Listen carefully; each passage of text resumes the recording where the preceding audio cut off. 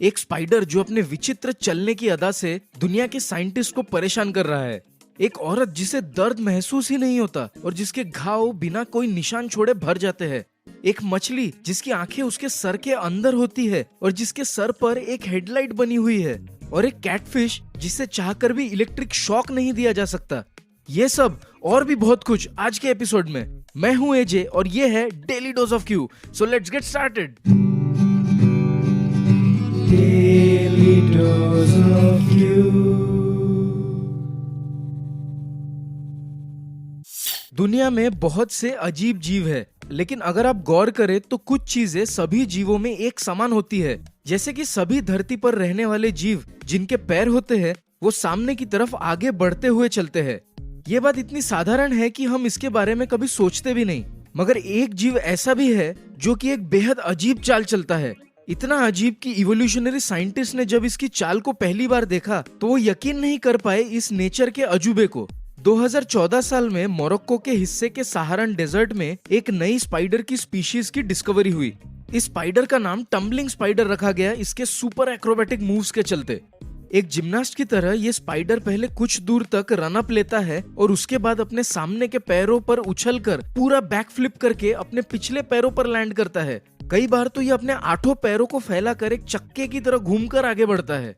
Peter Jaeger जो कि सेंकेनबर्ग research institute में टैक्सोनॉमिस्ट थे, यानी कि जो जीवों की अलग अलग कैटेगरीज में क्लासिफिकेशन करने का काम करते थे, उन्होंने स्पाइडर की खोज के बाद इसका नाम प्यार से फ्लिक फ्लैक रखा था। इस स्पाइडर की चाल उनको फ्लिक फ्लैक मूव से हूबहू मिलती हुई लगी थी। टम्बलिंग स्पाइडर का ये मूव बेकार नहीं है। इस मूव के पीछे भी एक इवोल्यूशनरी रीजन है। किसी शिकारी के पास आते ही ये स्पाइडर अपना प्राइमरी डिफेंस मैकेनिज्म का इस्तेमाल करता है, यानी कि रेत में झटपट एक छोटा सा गड्ढा करके उसमें छुप जाता है। लेकिन अगर शिकारी उसके ज्यादा पास आ चुका हो और रेत में छुपने का समय उसके पास न हो तो वो अपने एथलेटिक एबिलिटी का इस्तेमाल करके टंबल करना शुरू करता है। इस पैंतरे से उसकी गति लगभग दुगनी हो जाती है, यानी कि 3.3 फीट पर सेकंड से बढ़कर 6.6 फीट पर सेकंड। लेकिन इस मूव को tumbling spider as a last resort use करता है क्योंकि ये एक कॉस्टली मूव है, यानी कि इस मूव को करने में बहुत अधिक एनर्जी की खपत होती है। इनफैक्ट अगर इस मूव को एक दिन में 5 से 6 बार इस्तेमाल करना पड़े तो इससे स्पाइडर की मौत हो जाएगी। और इसीलिए इस मूव को बहुत सोच समझकर इस्तेमाल करती है टम्बलिंग स्पाइडर। तो कैसा लगा ये अजीबोगरीब स्पाइडर, नीचे कमेंट सेक्शन में बताइएगा जरूर।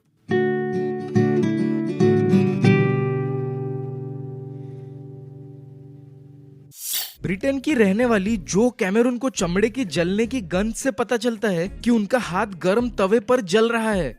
सरप्राइज्ड? ऐसा होता है क्योंकि उन्हें किसी भी तरह के दर्द की अनुभूति नहीं होती।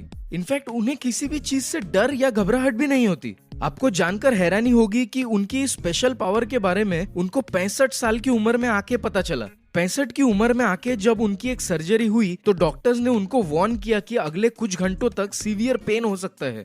जब उन्हें बिल्कुल भी पेन नहीं हुआ तब उन्होंने ये रियलाइज किया कि उनकी पूरी जिंदगी भर उन्होंने किसी पेन किलर का इस्तेमाल ही नहीं किया है। उनकी सुपर पावर के पीछे है एक जेनेटिक म्यूटेशन जिसके चलते उन्हें कोई भी दर्द महसूस नहीं होती। और तो और ये म्यूटेशन उनको फास्ट हीलिंग में भी मदद करती है। ये कंडीशन 2 रिलेटेड जीन्स फा और फा आउट के म्यूटेशन की वजह से होती है। ये दोनों जीन्स हम सब में होती है, लेकिन कैमरून के केस में फा आउट कंपोनेंट मिसिंग है। इस वजह से इनके ब्रेन में एनेंडामाइड नाम का केमिकल ज्यादा मात्रा में पाया जाता है। एनेंडामाइड का नाम संस्कृत शब्द आनंद पे रखा गया है क्योंकि इससे एक फीलिंग ऑफ ब्लिस क्रिएट होती है, हमेशा खुश रहने की अनुभूति। इस केमिकल को कैमरून का ब्रेन ब्रेक डाउन नहीं करता और इसलिए वो हमेशा खुश रहती है। उन्हें किसी प्रकार का स्ट्रेस नहीं होता और उन्हें कोई पेन या डर भी महसूस नहीं होता। वैसे तो सुनने में लगता है कि किसी भी प्रकार का दर्द ना होना अच्छी बात होगी, लेकिन असल में ऐसा है नहीं। पेन हमारे शरीर का एक वार्निंग मैकेनिज्म है और पेन की वजह से ही हम किसी खतरनाक चीज से बच पाते हैं। शरीर में हो रहा दर्द किसी तरह की बीमारी का इंडिकेशन हो सकता है। पेट में हो रहा दर्द डाइजेशन की प्रॉब्लम को इंडिकेट कर सकता है। अगर किसी भी तरह का पेन फील ना हो तो हमें कोई इंडिकेशन नहीं मिलेगी और प्रॉब्लम बहुत बढ़ जाने के बाद ही शायद हम रिएक्ट करें। इस जीन के म्यूटेशन को साइंटिस्ट अब स्टडी कर रहे हैं और कुछ केसेस में इसका इस्तेमाल पेशेंट्स के फास्टर पेन रिलीफ और वुंड हीलिंग के लिए किया जा सकता है, ऐसा उनका मानना है।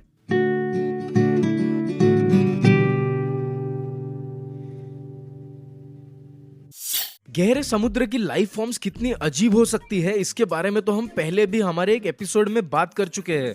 लेकिन अब जिस मछली के बारे में हम बात करने जा रहे हैं उसे देखकर शायद आपको लग सकता है कि ये इस दुनिया का है ही नहीं। इस फिश का नाम है बैरल आई फिश और इसके नाम के पीछे का रीजन है इसकी आंखें जो कि इसके शरीर के अंदर होती है।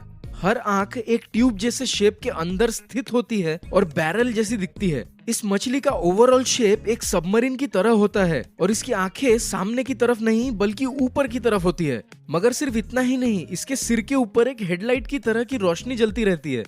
दरअसल बैरल आई फिश गहरे समुद्र की फिश है और जिस डेप्थ पर यह फिश पाई जाती है वहाँ सन की लाइट नहीं पहुँचती।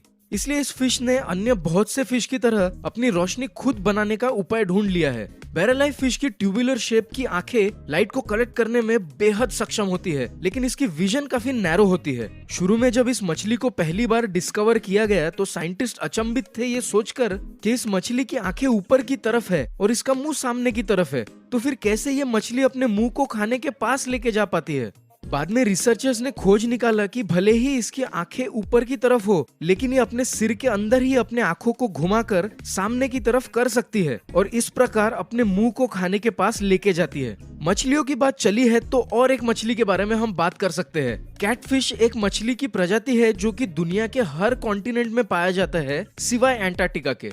ये मछली की प्रजाति बेहद कॉमन है और क्योंकि ये मछली बिल्लियों को खाती है इसलिए इसका नाम कैटफिश रखा गया है। मैं मजाक कर रहा था। To all the cat lovers, आपकी बिल्लियां सुरक्षित है इस मछली से। इसकी बिल्ली जैसी मूंछों की वजह से इसे कैटफिश कहा जाता है। एनीवेज, हम आज एक स्पेशल कैटफिश की बात कर रहे हैं क्योंकि इसके पास भी एक सुपर पावर है। इस कैटफिश का नाम है इलेक्ट्रिक कैटफिश। ये मछली अपने शरीर के एक अनोखे ऑर्गन की मदद से इलेक्ट्रिक शॉक देने की क्षमता रखती है, लेकिन ये कोई छोटा मोटा शॉक नहीं देती। 350 वोल्ट्स का जबरदस्त झटका तैयार करती है ये अपने शिकार को स्टन करने के लिए।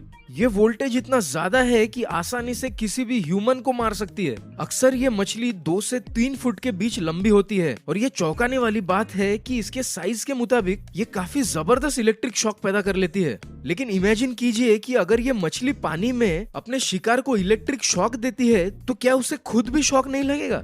तो यहाँ इस मछली की दूसरी सुपर पावर काम आती है। इलेक्ट्रिक कैटफिश को चाहकर भी शॉक नहीं दिया जा सकता। जब साइंटिस्ट ने इस मछली को लैब में इलेक्ट्रिक शॉक देने की कोशिश की तो वो अपनी सभी कोशिशों में नाकाम रहे। अब साइंटिस्ट का मानना है कि ये फिश के शरीर में कोई स्पेशल मैकेनिज्म है जो कि इसे इलेक्ट्रिक शॉक से इम्यून कर देता है। इस पे खोज अभी भी जारी है और इसका असली कारण अभी तक साइंटिस्ट को नहीं पता।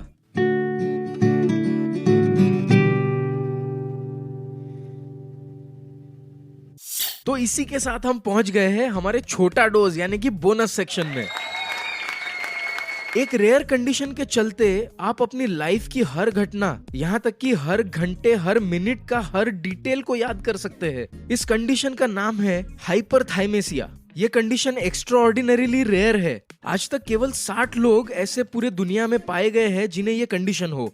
इस कंडीशन की वजह से व्यक्ति अपनी जीवन की लगभग सभी घटनाओं को बेहद स्पष्ट तरह से याद कर पाता है। ये एक्सेप्शनल याद करने की ताकत भले ही सुनने में बेहद अच्छी लगे लेकिन वास्तव में ये एक बोझ बन जाता है। इस कंडीशन से पीड़ित लोग अक्सर अपनी जिंदगी पास्ट में ही जीते हैं और पूरी जिंदगी भर की छोटी छोटी चीजों की याद का बोझ उन पर धीरे धीरे भारी पड़ने लगता है। और वैसे भी कुछ अनप्लेजेंट मेमोरीज को भूल जाने में ही भलाई होती है। तो कैसा लगा आज का ये एपिसोड बताइएगा नीचे कमेंट सेक्शन में। आज के लिए बस इतना ही, मिलते हैं अगले एपिसोड में। तो ऐसे ही सवाल पूछते रहना और अपना डेली डोज ऑफ क्यू लेते रहना। Daily dose of you.